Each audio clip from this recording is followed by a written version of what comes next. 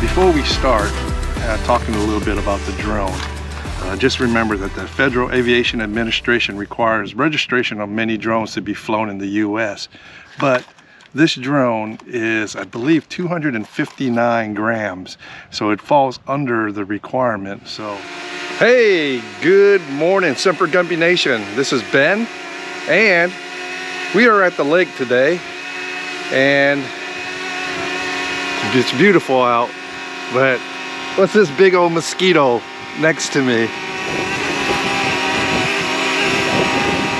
We are going to go ahead and talk about the DJI Mini drone. This thing is unbelievable for such a small size. Look at that, it's smaller than the palm of my hand, and it has up to 4K, and it's ultralight, only at 249 grams. So it makes it a really good drone to start off with. But I did get the combo pack, and the combo pack, of course, you get the nice canvas bag. You do get the controller, and we'll go more detail with these in just a little bit. You do get the battery charger, and you do have 3 batteries that come with it. You get some extra propellers for beginners like me, and of course you get the drone. Weighing under 250 grams, the Mavic Mini is almost as light as an average smartphone. This makes it exceptionally portable and places it in the lowest and safest weight class of drones, which in many countries may be exempt from certain regulations. When you get your Mavic Mini, the legs are already folded in and they're easy to deploy.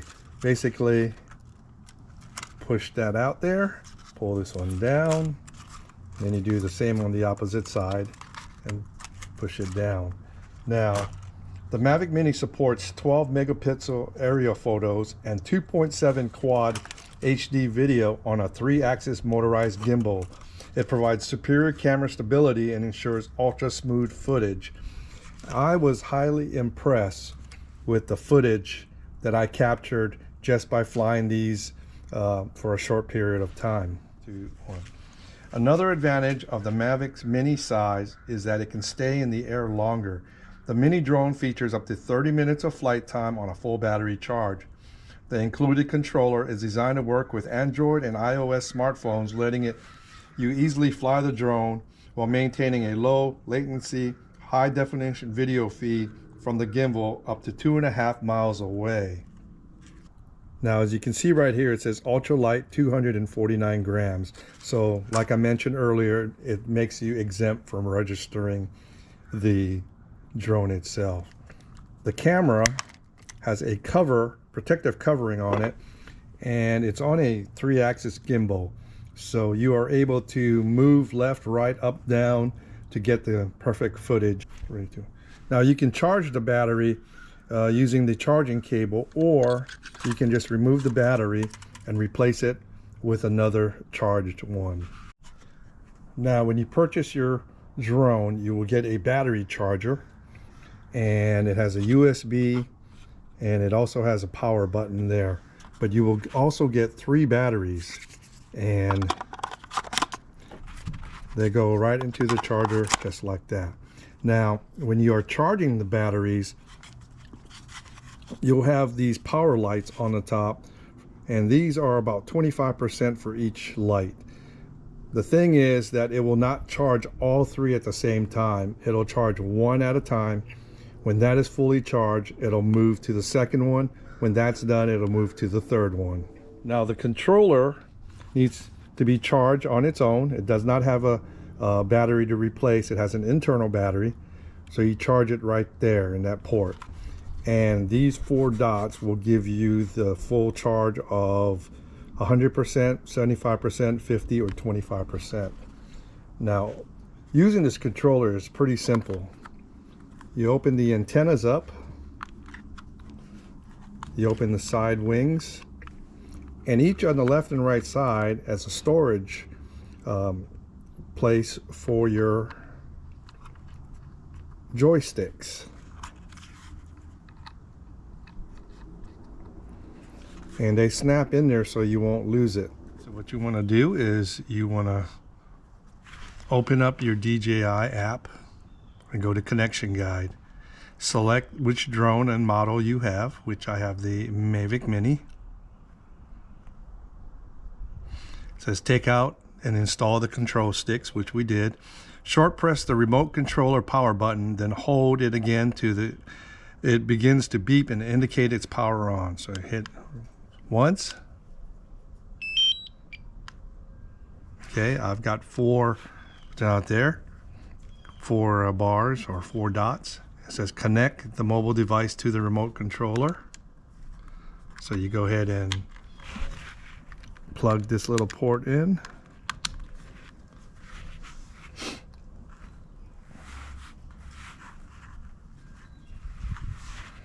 Okay. Now you're going to do the same thing with the drone.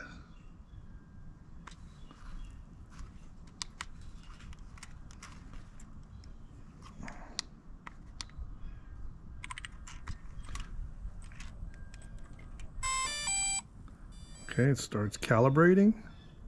Okay, now we got the drone all set up. If you look on the screen, you got takeoff. You have a little button here, which is your hover button. And then on the top here, you have an N mode, P mode, an S mode, which is high, or S mode, which is sport mode, Cine mode, which is slow speed, and then N is for your program mode. So let's go ahead and try the hover mode. Okay, so what we're going to do is we're going to go ahead and put it in the slow speed mode, which is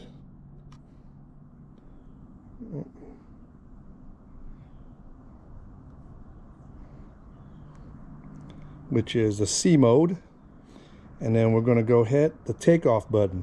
We have to wait for the whole green ring. It'll take off on its own and hover. Takeoff. The home point has been updated. Please check it on the map.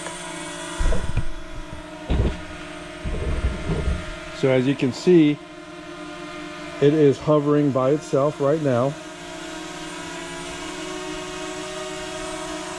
And if we run into trouble, you hit the land button. Landing. And it automatically lands. And shut off. So the buttons, when the emergency buttons are here on the left for takeoff and land. And just remember, when you hit the land button, it will land where it took off. Now on the right hand side, this is how you adjust your camera. I don't have an SD card in there right now, so you can either hit record or photo, depending on what it is. On the top here, it tells you how much percentage of your batteries left, and you also have a map of where the drone took off or is. So if you lose the drone, you can find my drone by hitting this button here, and it'll start beeping just like that. It also will send a flashing light.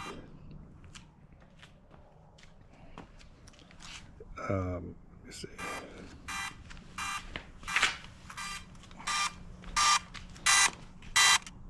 So if you lose your drone, you can hit find my drone.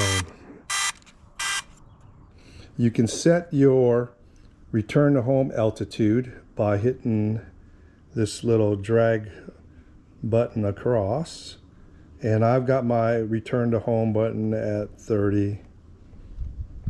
Max altitude, you can go up to 470 meters, and the distance is 2,000 meters, so two miles. but I don't like not seeing where my drone is. I always keep it in line of sight.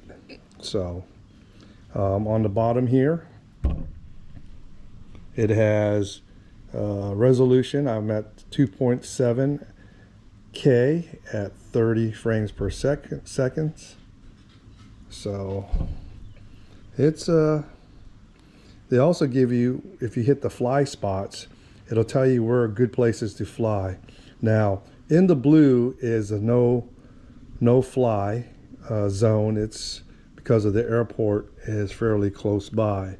So anything in the blue, your drone will not go over a certain feet. So we just got back from the lake and I was able to fly this DJI Mavic Mini in the over the water and in the parking lots and through the trees.